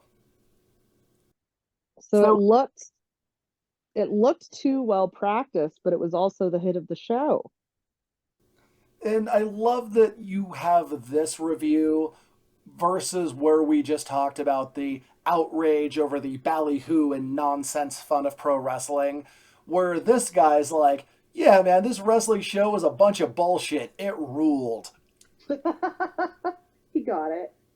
Yeah, it's always nice when you do have the ones that get it. It's like one of the very early ones of the Cora Livingston series, when the reporter went to a wrestling show in Boston and he was from DC and saw Cora doing the same match with the same girl that he saw in DC, but she was under a different name, claiming to be from that Yes. hometown, and he thought it was freaking amazing that they were pulling this trick. Yeah, he got it. It's you almost appreciate it more for the carny nature of it. I mean, I appreciate it more for that. Not everyone may. From the Brooklyn Times Union on September 5th, 1933, from the Sports Roundup, quote, after a lapse of several years, the wrestlers of the female species will perform in Boston tonight. Two The lasses. wrestlers of the female species. Yeah, Okay. Good job, David Attenborough, by identifying the female species, you absolute dork. I would have gone with Loon. Oh, there we are. But back to the article.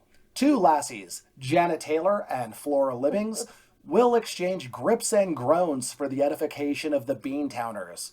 Cora Livingston, long retired from the sport, was the last woman grappler of prominence to show in Boston. So again, just showing she casts a very long shadow. Good for her. What a legacy. Again, she didn't have like a big retirement match. She has kind of faded away, being too busy and not being super passionate about getting back into her tights and grappling. That she is still, Imagine that. yeah, she is still just the gold standard for what women's wrestling is and should be. And speaking of the gold standard, I looked up the Howard, whose advertisements were usually so damn good, and all I found was a notice about the theater being shut down for 30 days. No. The Boston Globe on January 18th, 1933, stated that investigators, quote, described lack of costumes, voluptuous dancing, alleged profane dialogue, and testified that 50 of the patrons in the balconies were boys of 15 to 20 years of age. At this point, the entertainment... Something always was doing at the Howard, is what they're saying. Pretty much. At this point, the entertainment pages, which were once filled with live theater of all kinds, are now at least 50% ads for movie houses. So it is, over the course of Cora's career, seeing the bright, vibrant culture of live entertainment being replaced with the talkies. Oh, the talkies. The introduction of the full film. The Howard sued the New England Watch and Ward Society for $25,000, claiming the accusations that led to the closing were slanderous, untrue, and made by the society. I then had to look up, who are the Watch and Ward Society? Who are they? They were an organization of rich prudes, to put it nicely, who fought to suppress and ban anything they considered lewd or obscene. They fought to ban books such as Brave New World, All Quiet on the Western Front, and even classics like the Decameron. They attacked libraries and booksellers, and, quote, banned in Boston became a marketing tag for many authors of even mildly risque material. So it really shows that the more things change, the more they stay the same. Oh, yeah. Things always end well when you start banning books. That's the right progressive direction to go in. And again, it does show just how the burlesque and vaudeville world try to stay relevant in the time of motion pictures taking over entertainment. Because, you know what, you start losing people to the movie houses. Well, how do you keep them coming back? By making things more extreme. It's like the same thing that happens in wrestling. You know, if you start losing the audience, hey, bring out the tables, bring out the barbed wire, bring out the weirdness. And in order to move tickets, they had to start bending the laws, if not outright breaking them, serving underage customers, anything to get butts in seats and drinks in hands. Ethical? No. Understandable? Absolutely. From the Lancaster, New York Enterprise on November 9th, 1933, covers the state of New York denying permits for a match between Mary LaPlante and Nellie MacDonald. They reminisce about Lottie Oliver of Lancaster, whom they erroneously claim beat Cora for the title 25 years ago. I'm still a little sad that Lottie didn't have a long career based on what little I found about her a few episodes back. The article covers how her father, Teddy Oliver, was a former prize fighter, acted as her manager, and how they nearly went broke taking her act to the South. So, yes, we are starting to see kind of a bit of a cultural blowback against women's wrestling, where New York is now denying permits for women's matches. So, in what year is this again? That is in 1933. Great. So we're already traveling backwards.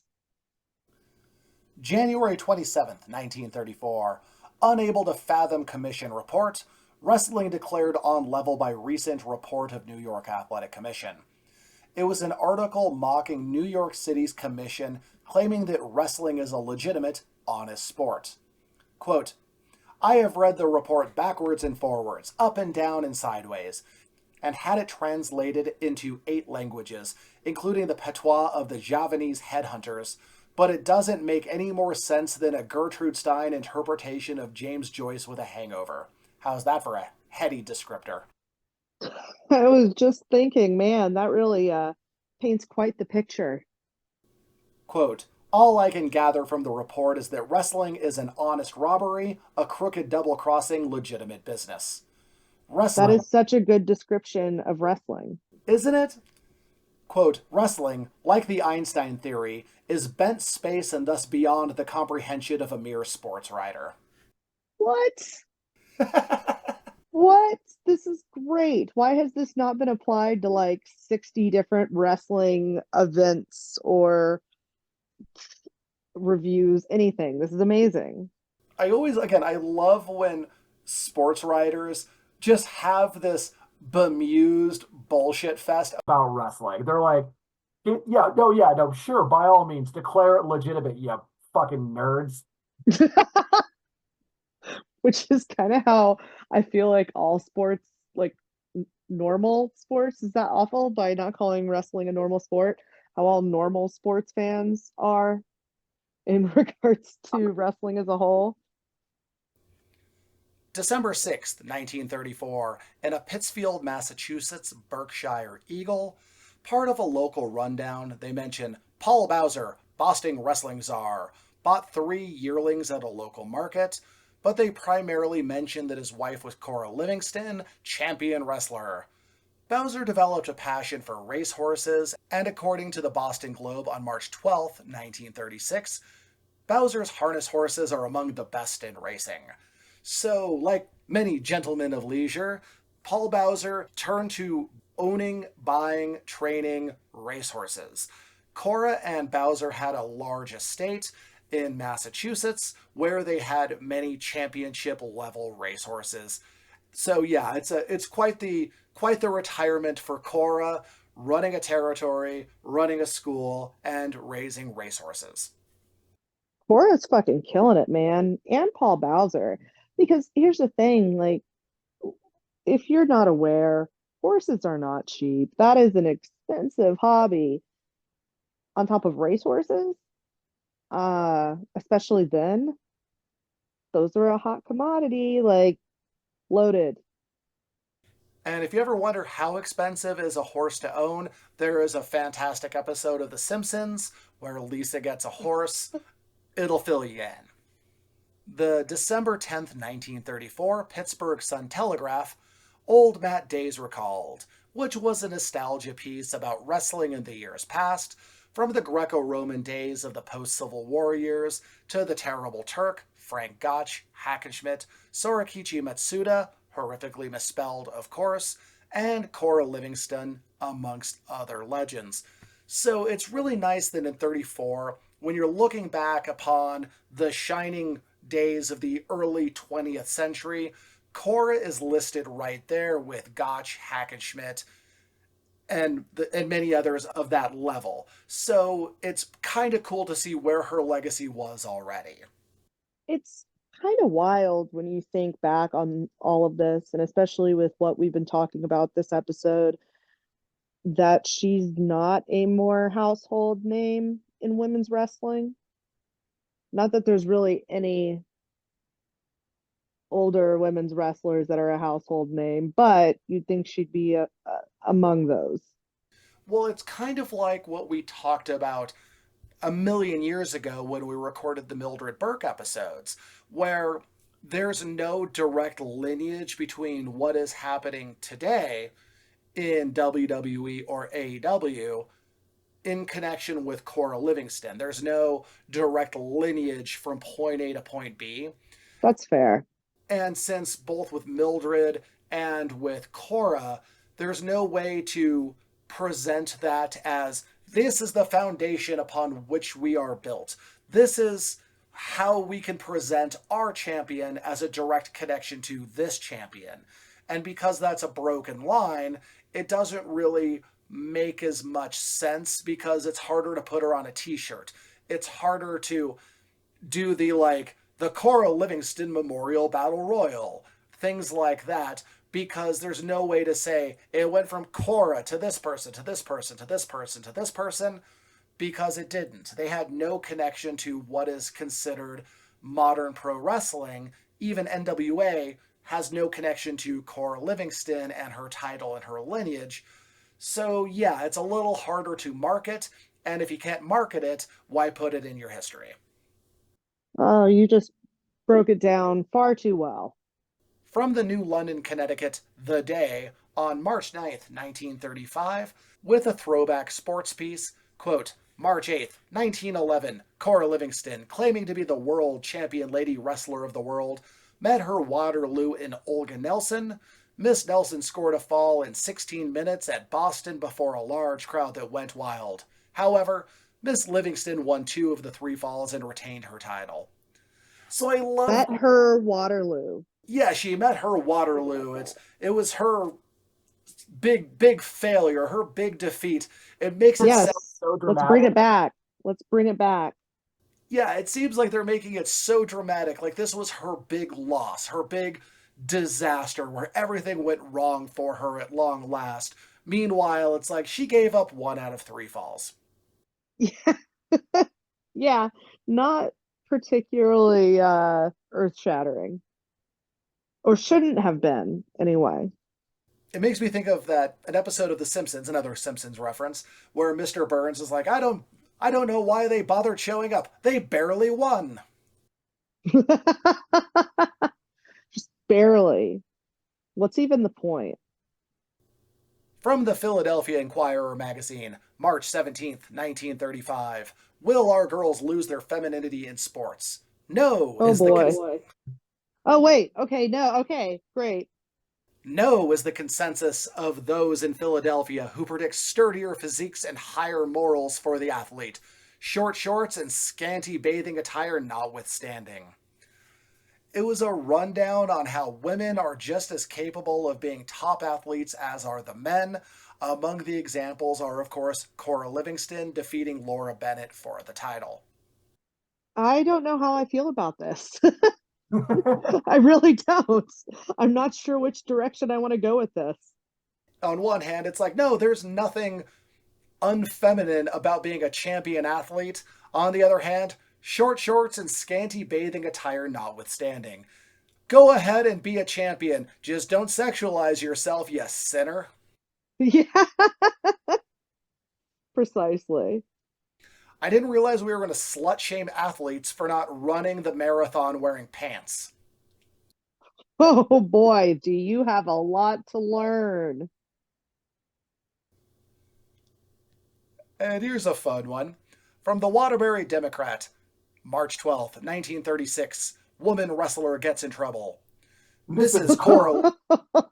Sorry. Good. Okay. Go ahead. Mrs. Cora Livingston Bowser, wife of a Boston wrestling promoter and one-time women's wrestling champion, faced court arraignment today on 5 charges growing out of an alleged hit-and-run accident. Mrs. Bowser was arrested in Wellsby last night after she allegedly struck Lewis Golding, 27, as he stepped from his automobile in front of his home here. What? Taken to police headquarters, Mrs. Bowser gave her age as 38, which is not exactly true, and said she was returning from an Afghan knitting party. She was held on charges of drunkenness, drunken driving, operating without a license, leaving the scene of an accident after damaging property, and leaving the scene of an accident after injuring a person. Her husband is Paul Bowser, Boston wrestling promoter. Oh According, boy. So apparently, Cora, with a couple of drinks in her, hit a dude on the street with her car and kept on driving.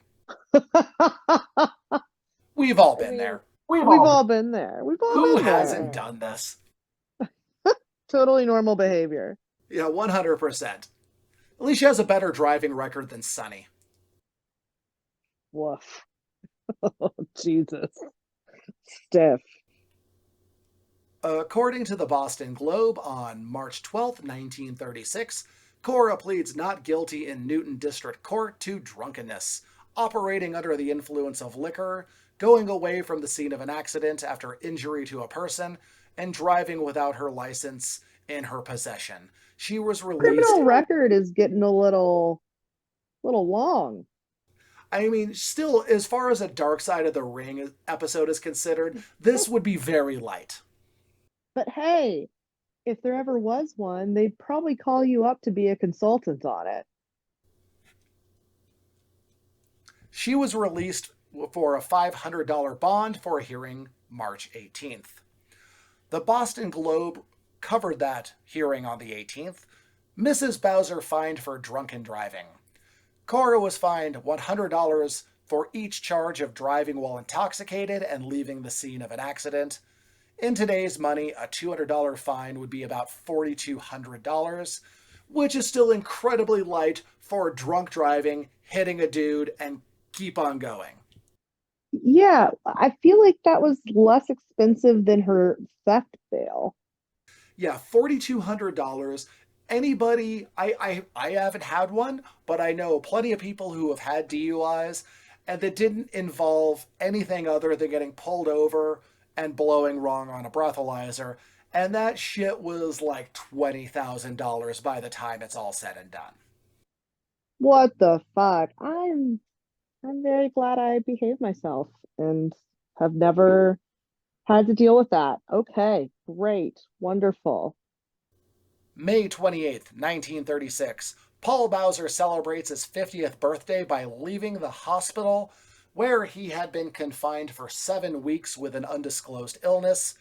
In the photo, Cora is by his side.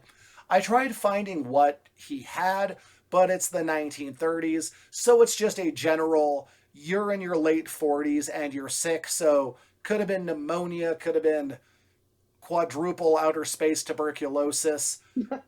No idea. All I know is he was sick as heck and in a hospital for several weeks. Probably pneumonia. Who can say? Wasn't there, not his doctor. He's he's protected by HIPAA regulations that I simply cannot bypass. Was just about to make a HIPAA joke. There you go. The Minneapolis Star Tribune on July 17th, 1936, reported that Cora was taking care of Bowser's business while he recuperated. They mentioned how she was, quote, for many years the holder of the world's lightweight wrestling champion among women. She frequently appeared at the Dewey Theater in the days of burlesque, meeting all comers at every performance. Do you remember her? So, we do see Cora being fully capable of running one of the biggest wrestling markets in the United States in her husband's stead. So that really does show her capacity for business, her capacity for knowing the business, and her capacity for garnering the respect of her male underlings, talent, and coworkers. No, it's very impressive. Like you said, just showing her prowess as a businesswoman, but the fact that not only that, she has managed to keep her name in the papers outside of just keeping Paul Bowser and his endeavors public. You know, the fact that No one has said anything negative. Quite the testament. Yeah, there's no like crazy old lady thinks she can run wrestling. Tee hee. It's exactly what it would sound like, too. From the February 12th, 1937 Chattanooga News, stumbled across the reviews of a match between Mildred Burke and Clara Mortensen. A new generation of women wrestlers was on the rise and would be taking over the scene during World War II. At some point, there will be a long form podcast series that we'll do about that eventually. But the comparisons start to fly very quickly. The Richmond Times-Dispatch on March 28, 1937, covers Clara Mortensen's upcoming match and how it was 15 years ago that Cora wrestled there. On April 1st, the same paper discussed women in wrestling and declared that Cora Livingston, according to Clara Mortensen, was the Hackenschmidt of her day. The press would be constantly comparing Clara to Cora, and the Richmond Times-Dispatch on October 17, 1937, reported that Clara was wrestling a Livingston-trained woman, Bridget Donovan of Boston. So that's a heck of a statement, not just for Clara Mortensen to compare Cora to Hackenschmidt, but for the paper to print that at face value without putting any sass on it, any criticism, any mockery. No, that was very straightforward sports journalism. The Portsmouth Star, February 20th, 1938, had a piece about Mae Weston, who was a rising star and was set to face Mildred Burke. The article claimed that Weston was trained by Cora. She was actually a Billy Wolf trainee, but they obviously couldn't point out that both were trained by the same person. Kayfabe, everybody. But if you're going to kayfabe it and you can connect it to Cora, that meant something. I, I mean, take advantage of what you can. September 17th, 1939, reading Pennsylvania Times. Photo of Paul and Cora accepting the Silver Cup at the harness racing program at the Reading Fair. Their horse, Dominion Grattan, was in competition. Good for them. How nice. From the Washington Times, December 8th, 1937. While covering the upcoming Jim Londos versus Billy Bardish match, the article reports on, quote, a special bout will introduce Mildred Burke of Columbus, Ohio, feminine welterweight champion, who meets Clarice Davis of Central City, Iowa. Miss Burke is said to be another Cora Livingston. They're comparing everyone to her. She is the bar. She really is, and she's also connecting to the generation that might still be kind of on the outlier of knowing what's cool and hip. I mean, we live in a day of social media and of the internet where anyone with two thumbs and a smartphone can find out what's cool in wrestling. But back in these days, you really had to work on appealing to nostalgia for older crowds. You had to be like, oh, hey, this person's the new Frank Gotch. This person's the new Strangler Lewis. This person's the new Cora Livingston. Oh, then they have a reference point.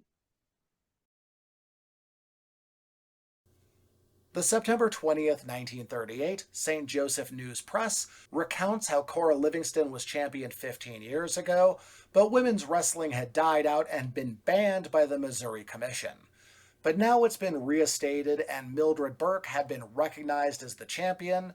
Mildred Burke would routinely be compared to Cora and hailed as the greatest lady wrestler since Cora Livingston, and others claiming that Burke would have beaten Cora in her prime.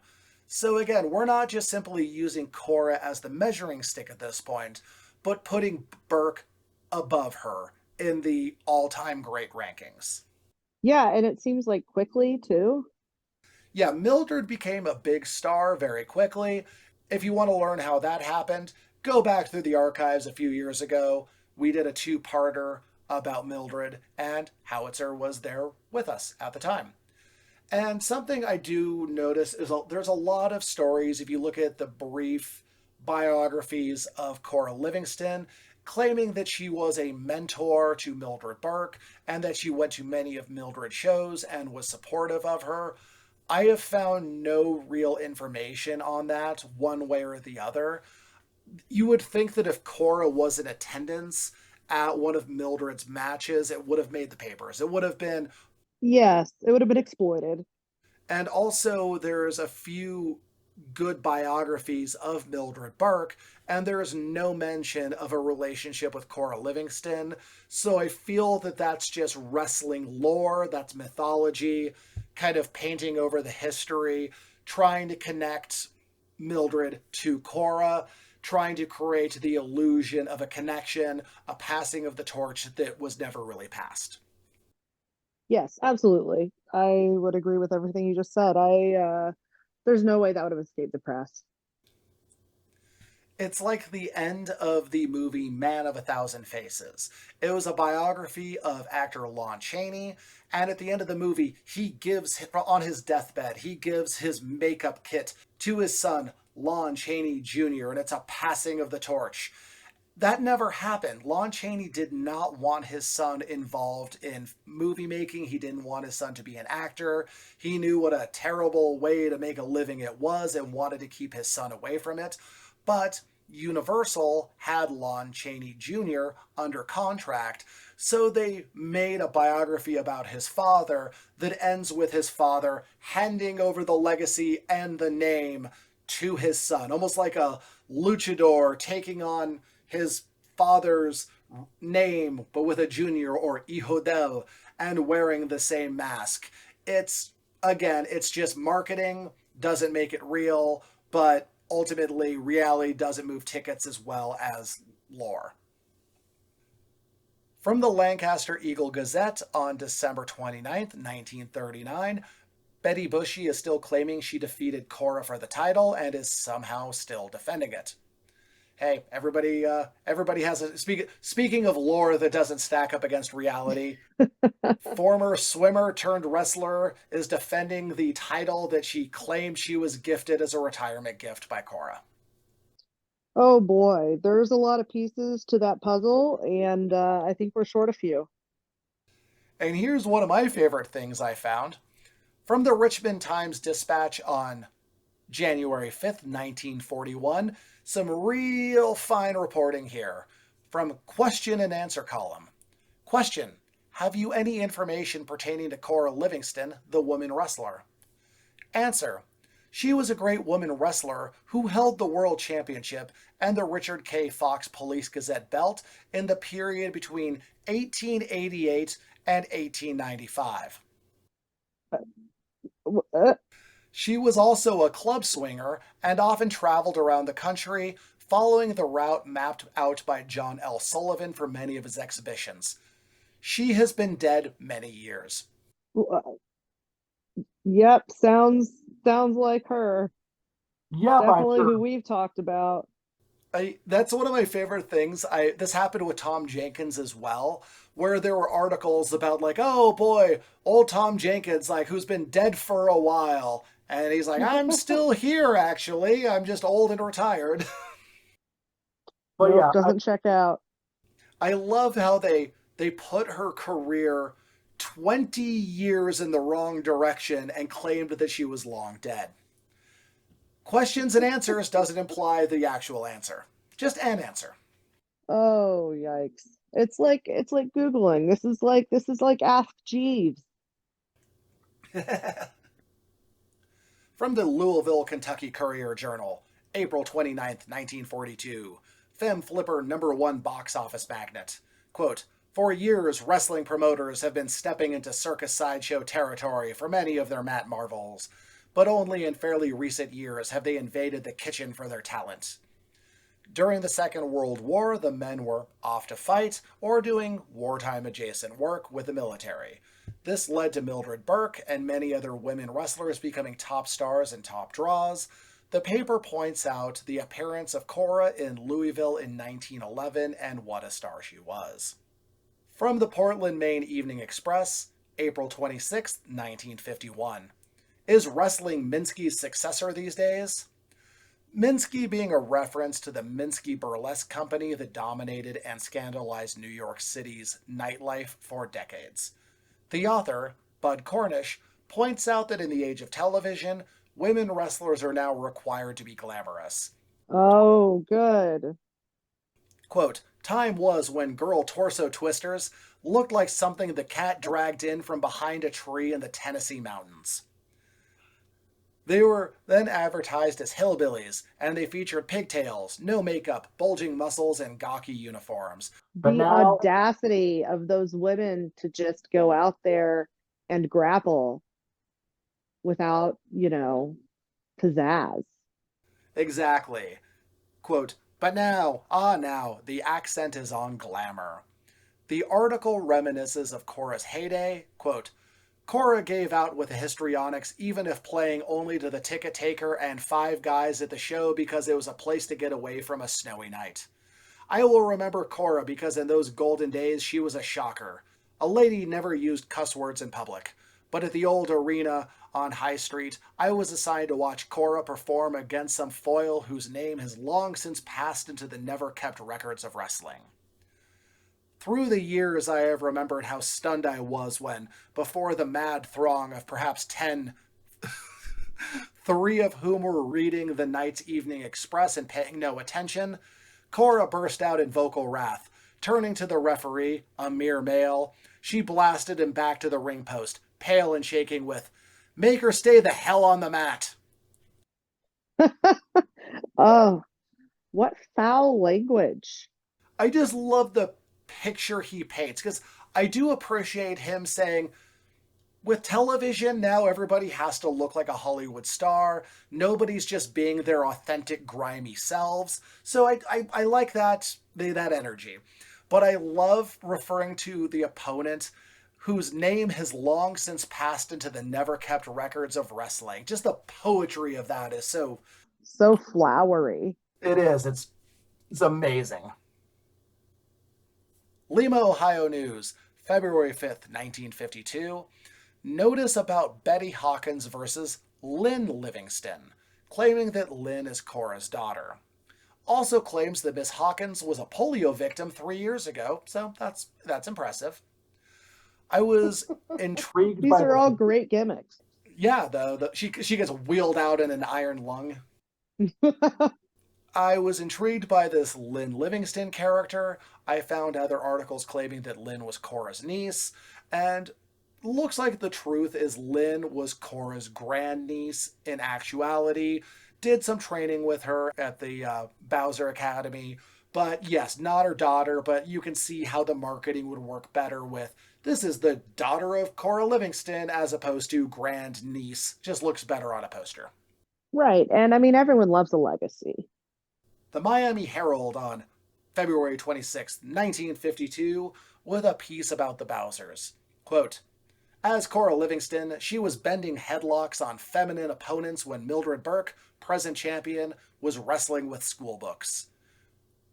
The photo at the top shows Cora showing off her bicep to an impressed Paul. So yeah, the photo, I sent you this photo when I first found it. I didn't let it be a surprise because it was so wholesome. It's, they're both. It's so wholesome, you guys. Yeah, You need to Paul, go look at it. It's great. I'll post it, yeah, because they're an old couple now, and Cora's like holding up her old arm with her bicep, and her husband, Paul Bowser, is just looking so astonished by how strong she still is. It warmed my heart. Find you a man who looks at you like Paul Bowser looks at Cora Livingston. Knoxville Journal, September 25th, 1952. A woman claiming to be Cora Livingston called into a radio show and claimed to have wrestled men during her career. The radio show topic was an upcoming mixed tag match, which the Legion Hall claimed was the first of its kind. The author agrees with the advertised angle since Cora wrestled men one-on-one, so, quote, it then will be the original 2 ladies and 2 men embroilment or a mixed double header, and may the Lord pity them all. So this is 1952, and we're seeing mixed tag matches. So 1 man, 1 woman per team. That's very progressive. I mean, we were already talking about some intergender happening prior to this, but I don't think there were many mixed tags. Correct. Yeah, tag wrestling really was only taking off around this time. So yeah, to see it used as a gimmick with intergender, I can't tell you whether the men and the women actually interacted or if it was the woman on woman, man on men, kind of like you see in WWE. Can't say, that's kind of my guess, but it's still something you don't expect to see in the 1950s. No, not at all. The Boston Globe, September 9th, 1956. Our Changing Boston, Always Something Doing, 1 to 11. A nostalgia piece about the Howard, which had been closed for 2 years at this point. Quote, that was the quarter century from the middle 1890s to 1917. They were the days when sliding Billy Watson was at his best. They were the days when handsome, likable Cora Livingston, world champion woman wrestler, was taking on all comers and beating most of the other women in that game. They were also the days when the Boston Strong Boy, John L. Sullivan, appeared on the old Howard stage. They were, towards the end along in 1915, 1917, the days when the theater's longtime press agent, Fred Doherty, began turning out provocative advertisements for the shows. So, Fred Doherty, we finally have the name of the amazing copywriter who was making all of those incredibly fun advertisements for the Howard that have delighted us all this time. Fantastic. What a guy. Fred Doherty, here's to you. April 22nd, 1957, Cora Livingston passed away, though Wikipedia puts it as the 23rd, which was just when her obituary appeared. From the Boston Globe, April 23rd, 1957, Mrs. Paul Bowser. Cora B. Tubbs Bowser, ex-professional woman wrestler and wife of sportsman promoter Paul Bowser, died yesterday at New England Baptist Hospital after a long illness. Under the name of Cora Livingston, before her marriage, Mrs. Bowser was world champion woman wrestler. For more than 30 years, she presided over one of Lexington's finest estates, Fair Oaks Farm on Grant Street, where the Bowsers have extensive stables and half-mile tracks for their harness horses. Her health had been failing for a year. Besides her husband, she leaves two sisters, Mrs. Frances Sawyer and Mrs. Stella Ebner, both of Webster, New York. The funeral will be held at Lexington Methodist Church at 2:30 p.m. on Wednesday. From the Pittsburgh Post-Gazette, April 23rd, 1957, Lexington, Massachusetts, April 22nd, Associated Press. Mrs. Cora B. Bowser, 71, wife of wrestling promoter Paul Bowser of Monica, Pennsylvania, and a former wrestler herself, died last night in New England Baptist Hospital, Boston. Mrs. Bowser wrestled as Cora Livingston before World War I and won the women's title in 1914. She was a native of Oakfield, New York, and lived for a while in Pittsburgh. Funeral services will be in the Methodist Church here on Wednesday. The Tulsa Tribune on April 23rd, 1957, of course focused on her match with Laura Bennett in Kansas City. I feel like the words "a life well lived" apply to her wholeheartedly. Oh, absolutely. I, I mean, not only did she have a long and storied career as not only a wrestler, a champion wrestler, she also was a petty thief. She engaged in a little attempted vehicular manslaughter. Um, but no, I mean, in all seriousness, she clearly accomplished so much and left a pretty lasting influence on wrestling as a whole, especially at that time. And that's a thing that has just been so mind boggling, but of course understandable when you know how sports history can work, is that Cora Livingston was a titan in a time of titans. She was a recognized, noteworthy champion who was in the press constantly for decades. She was the standard to which all women wrestlers of the 30s and 40s were being held. If you were successful, you were the new Cora Livingston. She was the comparison, she was the measuring stick. She was integral to the running of the Boston wrestling market with her husband, Paul Bowser. She was a circus wrestler. She was a vaudeville wrestler. She was a burlesque wrestler. She was an undercard wrestler for championship matches. She really encompassed everything, both carnival and theater and stadium style wrestling. She was the media draw. She was a maniac in her youth. She was the beloved babyface later on. Every box has been checked in what a wrestling career can be and should be. It's no, it is. It's absolutely astounding everything she managed to mark off the list. And one thing I do want to point out is they did talk about how she was survived by her sisters. No mention of a kid. I don't know what that means because for those of you who might remember 8 episodes ago or so, there was She the definitely had a child. that's kind of what it seemed. I don't know if it was just so kayfabed or maybe it was a stepson or a stepdaughter. I have no direct information. I would have to probably dig through the census birth records, which I'm frankly not doing at this point. Maybe if I turn this into a book later, I will. Maybe a little engage in a little light time travel. Yeah, a little light time travel, check the census. There are ways to do this, but just not without a lot more work than I'm able to put into this. Again, maybe if this turns into a book at some point, that's where we'll go. And that's something I really want to also impress is we have talked about Cora Livingston for probably 13 hours at this point, which is insane. This is the same length as my series about Tom Jenkins. This is pretty close to the same length as my series about the Goldust Trio. This So is it's pretty close in length to the extended edition of all three of the Lord of the Rings movies. Also true. And that's why I was shocked. I actually had talked to somebody about doing an episode, a one off as a guest host that'll be coming out soon, where I was like, oh yeah, as soon as we get done with the Korra series, we'll put that one out.